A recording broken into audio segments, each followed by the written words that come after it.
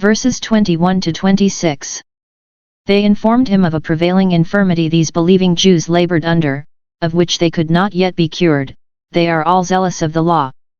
They believe in Christ as the true Messiah, they rest upon his righteousness and submit to his government, but they know the law of Moses was of God. They have found spiritual benefit in their attendance on the institutions of it, and therefore they can by no means think of parting with it, no, nor of growing cold to it. And perhaps they urged Christ's being made under the law, and observing it, which was designed to be our deliverance from the law, as a reason for their continuance under it. This was a great weakness and mistake, to be so fond of the shadows when the substance was come, to keep their necks under a yoke of bondage when Christ had come to make them free. The power of education and long usage, and especially of a ceremonial law. The charitable allowance that must be made in consideration of these. These Jews that believed were not therefore disowned and rejected as no Christians because they were for the law, nay, were zealous for it, while it was only in their own practice, and they did not impose it upon others. Their being zealous of the law was capable of a good construction, which charity would put upon it, and it was capable of a good excuse, considering what they were brought up in, and among whom they lived. They gave him to understand that these Jews, who were so zealous of the law, were ill affected to him. v. 21. Paul himself, though as faithful a servant as any Christ ever had, yet could not get the good word of all that belonged to Christ's family. They are informed of thee, and form their opinion of thee accordingly, that thou not only dost not teach the Gentiles to observe the law, as some would have had thee, we have prevailed with them to drop that, but dost teach all the Jews who are dispersed among the Gentiles to forsake Moses, not to circumcise their children nor to walk after the customs of our nation, which were of divine appointment, so far as they might be observed even among the Gentiles, at a distance from the temple, not to observe the fasts and feasts of the church, not to wear their phylacteries, nor abstain from unclean meats. It was true that Paul preached the abrogation of the law of Moses, taught them that it was impossible to be justified by it, and therefore we are not bound up any longer to the observance of it. It was false that he taught them to forsake Moses, for the religion he preached tended not to destroy the law, but to fulfill it. He preached Christ, the end of the law for righteousness and repentance and faith, in the exercise of which we are to make great use of the law. The Jews among the Gentiles whom Paul taught were so far from forsaking Moses that they never understood him better, nor ever embraced him so heartily as now when they were taught to make use of him as a schoolmaster to bring them to Christ. But even the believing Jews, having got this notion of Paul, that he was an enemy to Moses, and perhaps giving too much regard to the unbelieving Jews too, were much exasperated against him.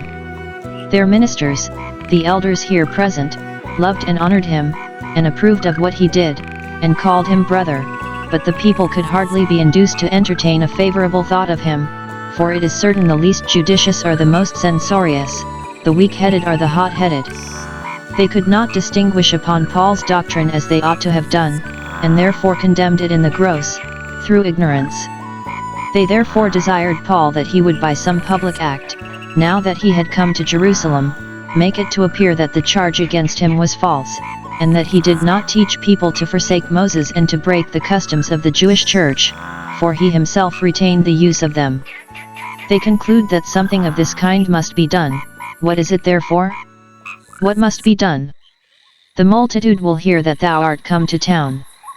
This is an inconvenience that attends men of fame, that their coming and going are taken notice of more than other people's, and will be talked of, by some for good will and by others for ill will. When they hear thou art come, they must needs come together, they will expect that we call them together, to advise with them whether we should admit thee to preach among us as a brother or no, or, they will come together of themselves expecting to hear thee. Now something must be done to satisfy them that Paul does not teach the people to forsake Moses, and they think it necessary, for Paul's sake, that his reputation should be cleared, and that so good a man may not lie under any blemish, nor so useful a man labor under any disadvantage which may obstruct his usefulness. For the people's sake, that they may not continue prejudiced against so good a man, nor lose the benefit of his ministry by those prejudices. For their own sake, that since they knew it was their duty to own Paul, their doing it might not be turned to their reproach among those that were under their charge. They produce a fair opportunity which Paul might take to clear himself. Do this that we say unto thee, take our advice in this case. We have 4 men, Jews who believe, of our own churches, and they have a vow on them, a vow of Nazariteship for a certain time. Their time has now expired, v. 23, and they are to offer their offering according to the law, when they shave the head of their separation, a he-lamb for a burnt offering, a ewe-lamb for a sin offering, and a ram for a peace offering, with other offerings pertinent to them.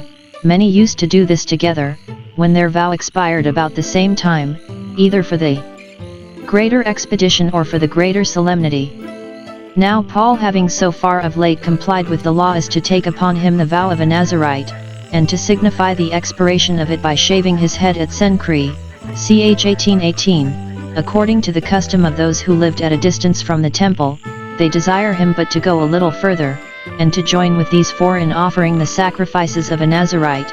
Purify thyself with them according to the law, and be willing not only to take that trouble, but to be at charges with them, in buying sacrifices for this solemn occasion, and to join with them in the sacrifice.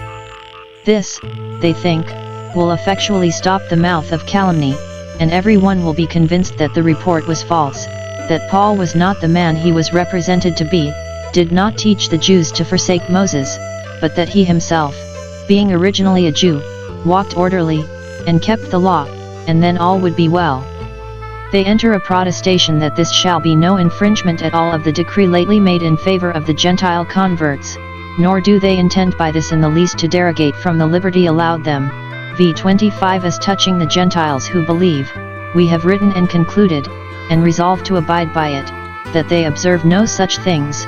We would not have them to be bound up by the ceremonial law by any means, but only that they keep themselves from things offered to idols, and from blood, and from things strangled, and from fornication, but let not them be tied to the Jewish sacrifices or purifications, nor any of their rites and ceremonies.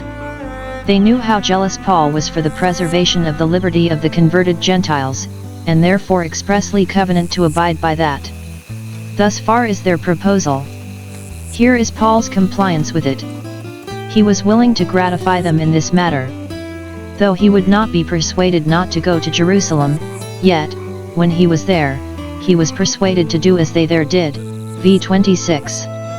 Then Paul took the men, as they advised, and the very next day, purifying himself with them, and not with multitude nor tumult, as he himself pleads, ch. 24:18, he entered into the temple, as other devout Jews that came upon such errands did, to signify the accomplishment of the days of purification to the priests, desiring the priest would appoint a time when the offering should be offered for every one of them, one for each.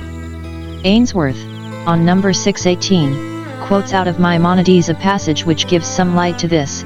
If a man say, upon me be half the oblations of a Nazarite, or, upon me be half the shaving of a Nazarite, then he brings half the offerings by what Nazarite he will, and that Nazarite pays his offering out of that which is his. So Paul did here. He contributed what he vowed to the offerings of these Nazarites, and some think bound himself to the law of Nazariteship, and to an attendance at the temple with fastings and prayers for 7 days, not designing that the offering should be offered till them, which was what he signified to the priest. Now it has been questioned whether James and the elders did well to give Paul this advice, and whether he did well to take it. Some have blamed this occasional conformity of Paul's, as indulging the Jews too much in their adherence to the ceremonial law, and a discouragement of those who stood fast in the liberty wherewith Christ had made them free. Was it not enough for James and the elders of Jerusalem to connive at this mistake in the Jewish converts themselves, but must they wheedle Paul to countenance them in it? Had it not been better, when they had told Paul how zealous the believing Jews were for the law, if they had desired, whom God had endued with such excellent gifts, to take pains with their people to convince them of their error, and to show them that they were made free from the law by their marriage to Christ? To urge him to encourage them in it by his example seems to have more in it of fleshly wisdom than of the grace of God. Surely Paul knew what he had to do better than they could teach him. Others think the advice was prudent and good, and Paul's following it was justifiable enough, as the case stood. It was Paul's avowed principle, to the Jews became I as a Jew, that I might gain the Jews. He had circumcised Timothy, to please the Jews, though he would not constantly observe the ceremonial law, yet, to gain an opportunity of doing good, and to show how far he could comply, he would occasionally go to the temple and join in the sacrifices there. Those that are weak in the faith are to be borne with, when those that undermine the faith must be opposed. It is true, this compliance of Paul's sped ill to him, for this very thing by which he hoped to pacify the Jews did but provoke them, and bring him into trouble, yet this is not a sufficient ground to go upon in condemning it. Paul might do well, and yet suffer for it. But perhaps the wise God overruled both their advice and Paul's compliance with it to serve a better purpose than was intended, for we have reason to think that when the believing Jews, who had endeavored by their zeal for the law to recommend themselves to the good opinion of those who believed not, saw how barbarously they used Paul, who endeavored to oblige them, they were by this more alienated from the ceremonial law than they could have been by the most argumentative or affecting discourses. They saw it was in vain to think of pleasing men that would be pleased with nothing else but the rooting out of Christianity. Integrity and uprightness will be more likely to preserve us than sneaking compliances. And when we consider what a great trouble it must needs be to James and the presbyters, in the reflection upon it, that they had by their advice brought Paul into trouble, it should be a warning to us not to press men to oblige us by doing anything contrary to their own mind.